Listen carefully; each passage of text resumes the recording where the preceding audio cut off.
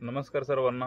मी Yashwant dairy form Laxminagar या आपल्या YouTube चॅनलमध्ये आपले स्वागत करतो. तर जे नवीन आहेत त्यांनी आपल्या चॅनलला सबस्क्राईब करा, लाईक करा.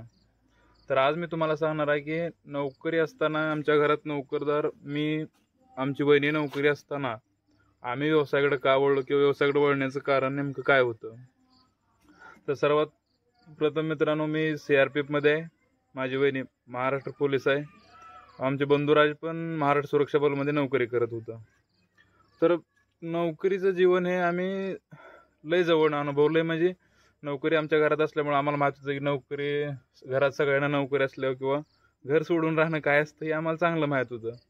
त्यानुसार आम्ही विचार केला आणि व्यवसायात उतरण्याचं ठरवलं की व्यवसायात कोण उतरायचं किंवा काय. मग आम्ही बंधुराजला सांगितले, बाबा आपण तू ये गावाला, तू व्यवसाय चालू कर. ह्या दृष्टीने आपण मग आमच्या डेअरी फार्मची प्लॅन केला आणि आम्ही डेअरी फार्मला चालू केलं. व्यवसायात येण्या अगोदर मग मनस्थिती किंवा समाज काय म्हणाल की नोकरी असताना नोकरी सोडली, सगळं चांगलं असताना नोकरी करायची होती की नोकरी सोडून व्यवसाय का करायचा.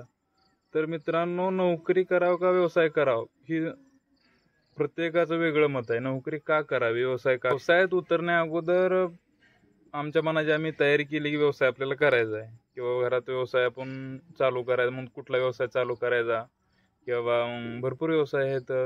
शॉप आहे, म्हणजे किराणा मालाचं दुकान टाकू शकतो आपण, तुम्ही काही हॉटेल टाकू शकता. पण आमच्या डोक्यात होतं की आम्ही घरी राहून, म्हणजे आमचं पूर्ण फॅमिली सोबत कशी राहील किंवा आम्ही सगळं कुटुंब, आमच्या कुटुंबावर बाबा घरातला माणूस असावा. म्हणजे बंधुराज, थोडक्यात आमचं बंधुराजी घरापाशी राहावं. युवराज आमचं सगळं बघतो, घरचं बंधू आमचं. मग गोटा वगैरे तर ती चाललं तीच बघतो. सध्या मी पण ड्युटीवर असतो, वहिनी पण ड्युटीवर असते. ह्या दृष्टीने मग आम्ही त्याला पूर्ण प्रिपेअर करून किंवा पूर्ण भांडवल वगैरे देऊन आम्ही त्याला व्यवसाय चालू करून द्यायचं ठरवलं. आणि त्या दृष्टीने आम्ही आमचा व्यवसाय चालू करण्यासाठी पहिलं पाऊल उचललं, मनाची तयारी आम्ही केली. सर्वात महत्त्वाचं म्हणजे गावाकडं राहणं, नोकरी करणं ह्यात भरपूर फरक आहे. गावाकडं जर तुम्ही निर्व्यसनी आहात, तुमची बुद्धी चांगली काम करते, तुम्हाला थोडं फारसं भांडवल, जास्त नाही, व्यवसायासाठी जास्त भांडवल ही असं काय नाही. थोडं फारसं जरी भांडवल असलं तरी आपण आपला व्यवसाय चालू करतो. मग कोणताही व्यवसाय असो. आज आपण बघतो की राजस्थानवाली बाहेरची भैया लोक येते, तर पाणीपुरी विकून पोट भरते, ते भेळचा गाडा टाकून पोट भरते. ते आपण व्यवसाय करण्यासाठी मनाची तयारी, व्यवसाय करण्यासाठी भरपूर तरुणांचं मत असतं की माझ्याकडे भांडवल नाही, मग व्यवसाय कसा करू. भांडवल तयार करायचं असतं, भांडवल तयार होतं. तुमच्या मनाची तयारी जर असेल व्यवसाय द्यायची तर भांडवल तुम्ही कुठेही गोळा करू शकता. अगदी आज विचार केला तर एक मित्र कधी कधी असं म्हणतो की 1 लिटर दूध घेतलं, 1 लिटर दुधापासून आपण दही किती बनवतो, साधारणतः आपण एक 800 मिली दही बनवतो. 800 मिली दह्याची किंमत किती आहे हो बाजारात? 120 रुपये. 120 रुपये दही तुम्ही थोडी साखर टाकून किंवा हलवून पाणी जरी पाऊण लिटर टाकलं, तुम्ही लस्सी करून विकली तरी 160 रुपये होऊ शकतं. तर त्यामुळं व्यवसायात येण्या अगोदर तुम्ही मनाची तयारी आणि व्यवसाय कसा केला पाहिजे की प्री प्लॅन आपला काय पाहिजे ही करायचं, असं ह्या दृष्टीने तुम्ही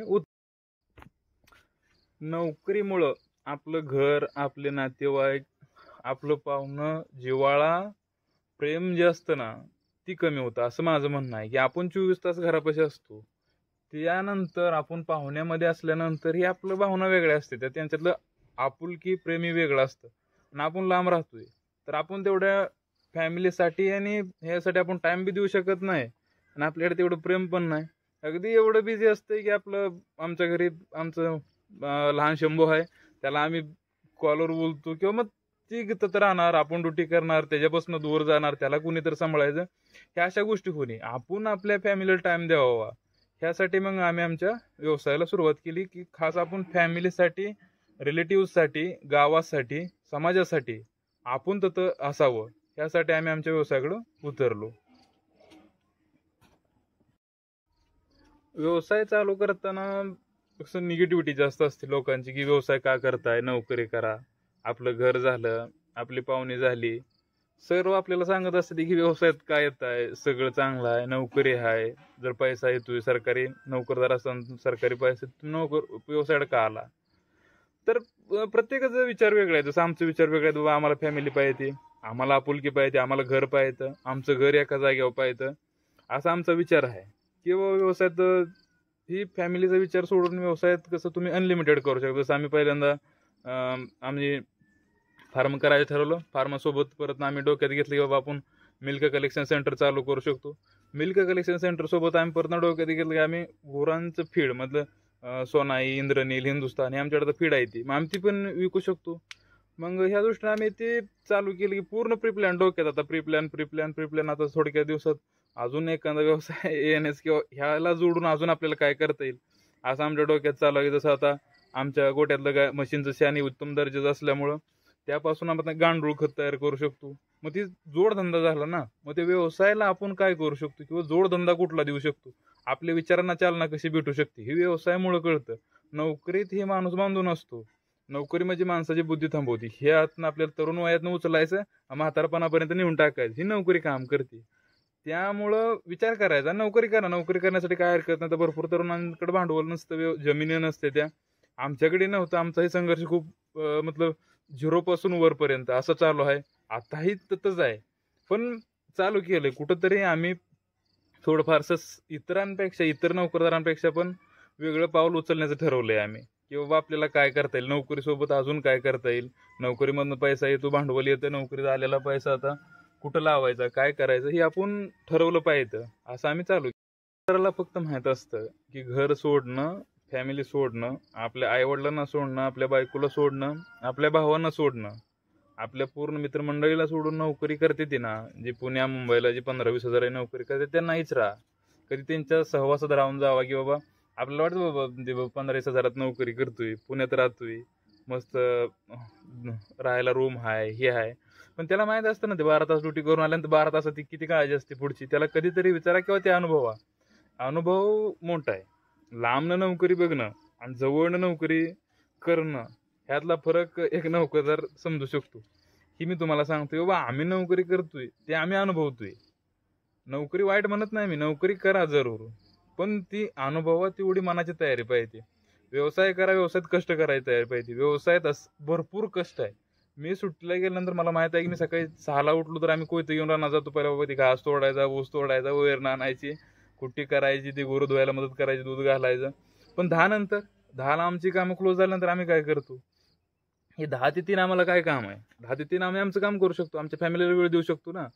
हे आपल्याला फॅमिली, आपलं कुटुंब, आपलं गाव, आपलं मित्रमंडळी ह्या सगळ्यांना जर सांभाळून राहायचं असेल किंवा फ्रीडम जर पाहिजे असलं तर तुम्ही व्यवसायात नक्की या. आणि जर तुम्हाला बांधून राहायचं असलं की बाबा तरुण वयात नोकरी चालू करायची, म्हातारपण घालवायचं, म्हातारपण घरी नेऊन घालवायचं जर असेल की ह्या गावातनं बसायचं, तरुण गावातनं बसायचं, म्हाताऱ्या गावात जाऊन उतरायचं जर असेल ना, तर तुम्ही नक्की मग नोकरी करा. आणि जर तुम्हाला आयुष्यात एन्जॉय करायचं असेल की आयुष्य जगायचं असेल, आयुष्य काय आहे अनुभवायचं असेल, तर तुम्ही व्यवसायात या. व्यवसाय मग तुम्ही कुठलाही करा. तुम्ही वडापावचा गाडा टाका, तुम्ही चहाचा गाडा टाका, तुम्ही भेळ विका, तुम्ही दूध घेऊन पाणी मिसळून लस्सी विका, फक्त ओरडून नका.